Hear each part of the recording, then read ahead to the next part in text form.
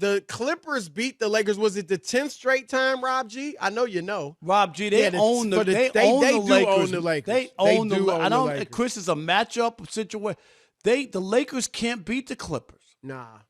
And even last night when LeBron had a tremendous game, 46 points, Robbie, and they got blown out of 14 threes. If LeBron's going to shoot that way from three, he's going to have 40 plus because we know he can score in the lane and his mid-range, attack is pretty good. So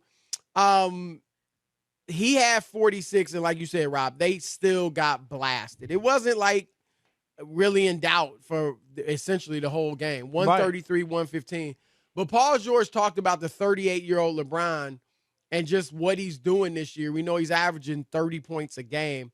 Let's hear from Paul George about LeBron. The league is his. The league is his.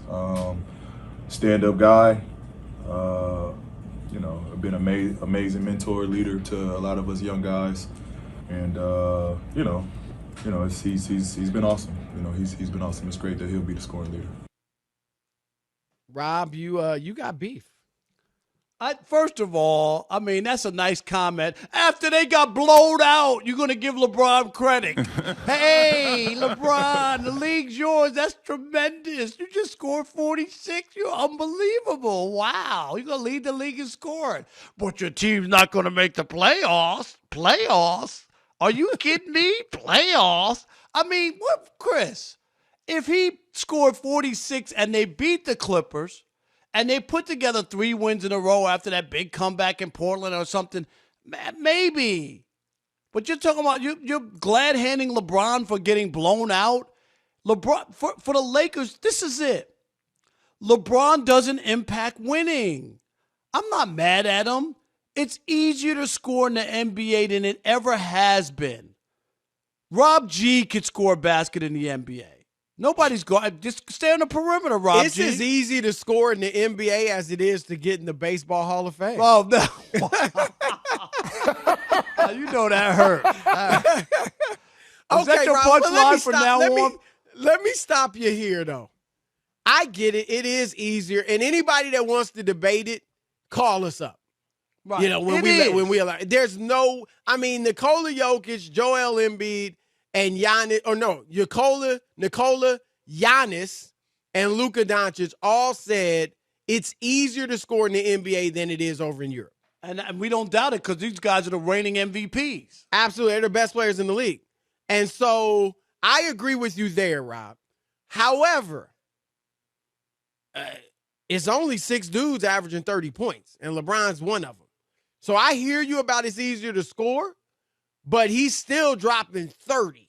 He's still scoring more points than, 444 guys in the league or however many it is behind him. So I'm not going to totally poo-poo what he's doing because it is easier to score.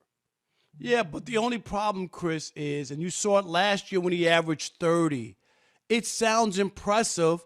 They couldn't make the play-in game where 20 of the 30 teams make the playoffs, and LeBron and other guys, you only need 2 people in the NBA. And you could say whatever Westbrook was a year ago and AD was hurt, and I get that. But really, they couldn't be one of the top 10 teams in to get into the play-in game. I think that's an indictment of LeBron and what he's doing, and that the numbers really don't matter.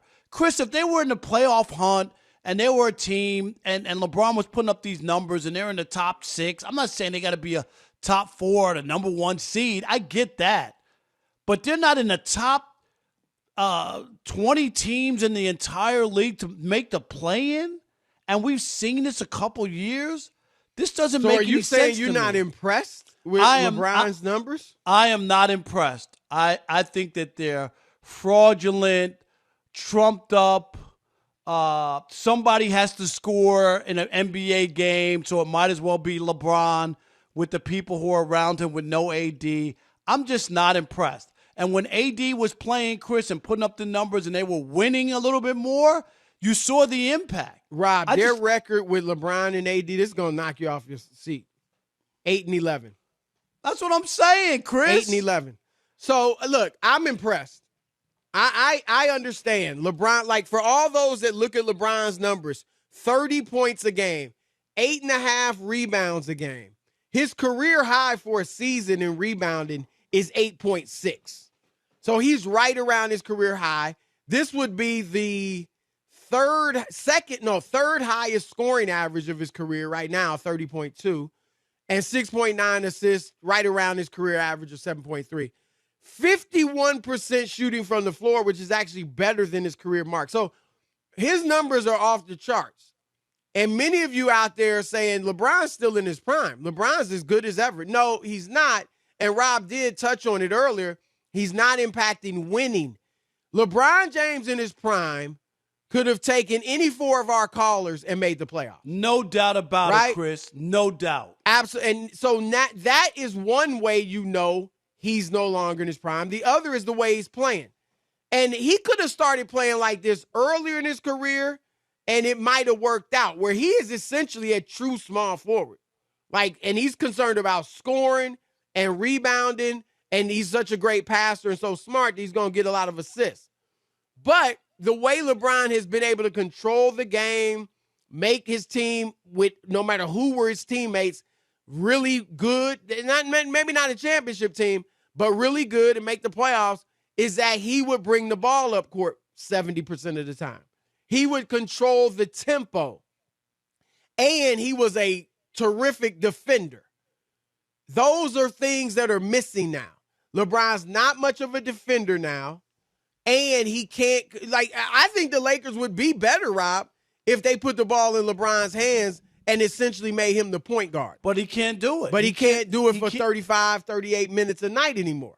100%. And so he's not what he used to be. However, Rob, in your 20th season, we've never seen a guy this late in his career, at this stage of his career, even if you want to say the numbers aren't impactful, we've never seen a guy put up these types of numbers. Yeah, but or be more impactful than this. I guess Kareem was more impactful, but Kareem did have Magic and Worthy and Byron Scott and all those guys. But I think the indictment, though, you just said it. The big number is 8-11 with AD. If you told me that when AD's healthy and LeBron's putting up those numbers, Chris, and in those 19 games they were 17-2, or you know what I mean, where they were a force, and then they could, those two, that's why everybody says, you can't count LeBron out, him and AD. If they get in the playoffs, you never know what could happen. Right. This is the issue. AD's about to come back, Rob. Supposedly tonight, we'll see, they play the Spurs. Do you think, obviously he's going to make a difference, but do you think they're going to make a push and at least get into the postseason tournament? If AD's healthy? I'm not positive because you just said it. You have to say that every time, Chris, because he might come back for 3 weeks. You know what I mean? and play. He might. It really, and then LeBron could get hurt. I agree with you in that I am not certain AD's going to finish the season. You just can't. How? It is. It's terrible. It's unfortunate. I'm not going to rip him, but I don't know. Maybe genetically he just don't have it. But it's just he can't stay healthy. But if he is healthy, Rob, I do think they should make a push and get into the postseason. So I'm excited to see, because, Rob, they were a good defensive team when AD was there. Now they're a bad defensive team because he was really that anchor. So I think he'll improve them there. And then, Rob, here's the big question. Will AD come back and play like he was before he got hurt? Right. We don't know that. Because for the last 2 years plus, he really picked it up in mid-November. But, before that, he was, pretty good. He's 21-9.